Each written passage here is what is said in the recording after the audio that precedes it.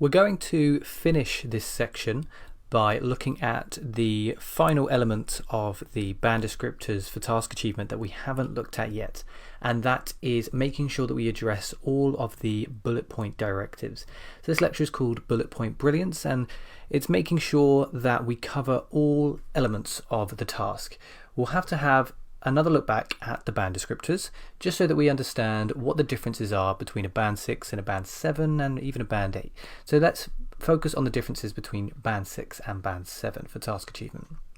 Band 6 says presents and adequately highlights bullet points, but details may be irrelevant, inappropriate or inaccurate. Whereas band 7, we have clearly presents and highlights bullet points, but could be more fully extended. So there are 4 key words across both of those band descriptor criteria. Let's think about those. So, similar to the issues of tone and purpose, the differences between band 6 and band 7, we can see relevance, appropriateness, accuracy. Relevance, appropriateness, and accuracy. To score a band 8 or above, we also need to consider extension. Okay, so you can score a band 7 if your points are not fully extended. Like you say, that could be more fully extended, but if you want to go above that to a band 8, you will need to extend your points as well as make sure they are relevant, appropriate, and accurate. So we have these 4 ideas: relevance, appropriateness, accuracy, and extension. Fortunately, if you put those letters together, you can come up with a memorable term: area. A-R-E-A. A-R-E-A, area. For appropriateness, relevance, extension, and accuracy. So these are all key to whether you succeed or fail when addressing the bullet point directives. Now we're going to look at each one of these in turn, look at what would fail in terms of achieving these criteria, and also what would succeed. So let's have a look at an example task so that we can look at these points in more detail. You recently bought a piece of equipment for your kitchen, but it did not work. You phoned the shop, but no action was taken. Write a letter to the manager. In your letter, describe the problem with the equipment, explain what happened when you phoned the shop, say what you would like the manager to do. Now remember, if you were doing this task, you'd make sure you plan in the appropriate way, and you'd write your purpose sentence, and then you could move on to your bullet points, but you need to make sure that these points are appropriate, relevant, extended, and accurate. So let's look at each one of these in turn. Let's start with appropriateness, the A, the first A. So let's look at one of these bullet points. Describe the problem with the equipment. Okay, now this is a bit of an unlikely scenario. You're probably not going to write this, but it's good for an example. There is a hole in the appliance which renders it useless. A word I would also use to describe your stuff. Okay, so that language in parentheses there, I wouldn't recommend that you write that. You might feel angry with the shop staff, but it is inappropriate to bring the issue up in this informal and aggressive manner within the letter. So that's this idea of appropriateness. It is inappropriate to talk in this way, to write in this way, so you shouldn't do so.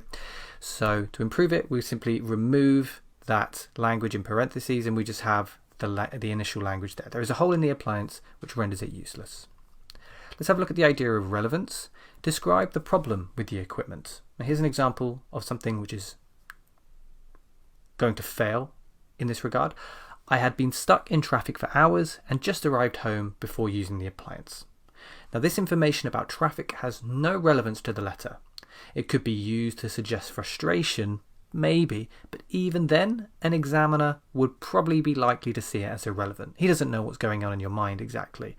So try to avoid any language that is irrelevant to the task. To improve this, we simply just remove it. We don't want anything like this in the letter, anything that's irrelevant to the task. Remember, you don't want to make a letter too long as well. You want to save that time for checking and for moving into task 2. Thinking about extension. So this is where we move from band 7 to band 8, or secure or very strong band 7. Let's have a look at the bullet point. Explain what happened when you phoned the shop. Here's a sentence. When I called the shop, I was told I couldn't get a refund. So it's appropriate and it's relevant, but there's no extension here. There's absolutely no extension. We don't know who you spoke to. We don't know what you said. Make sure you do keep those details relevant, but we do need some extension as well. So how could we improve this? We could add those details in. When I called the shop, I spoke to a staff member called Hannah to explain the issue with the defective appliance. Unfortunately, Hannah informed me I was not entitled to a refund. Now that language about Hannah is relevant. Imagine you were writing this letter. The manager would need to know who you spoke to. If he didn't know who you spoke to, it's going to be difficult for him to really fix the problem for the future. So it's relevant to him. It's very important to add that in. And then we can explain what we said. We explained the issue with the defective appliance. So now we have appropriateness, we have relevance, we have extension. Let's finally consider the idea of accuracy. So final bullet point, say what you would like the manager to do. We have the sentence, I think it is only fair that I be reimbursed for this faulty product.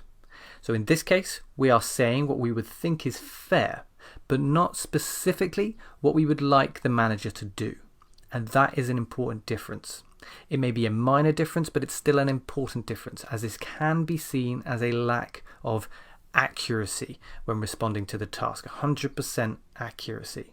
So we can keep this language. We don't have to delete it, but we need to maybe add a little bit more just so that we ensure that the examiner knows we have addressed accurately that bullet point directive.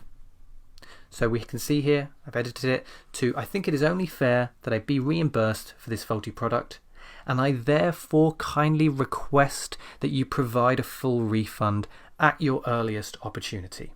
So we're saying what we would like the manager to do. I kindly request that you provide a full refund. If you manage to do this, if you manage to develop your ideas in a way that is appropriate and relevant and accuracy, but also offer some extension, then you are much more likely to secure a very strong band 7 or maybe even up to a band 8 and band 9. And that closes our section on task achievement. So in the next lecture, we're going to get started on the category of coherence and cohesion. See you there.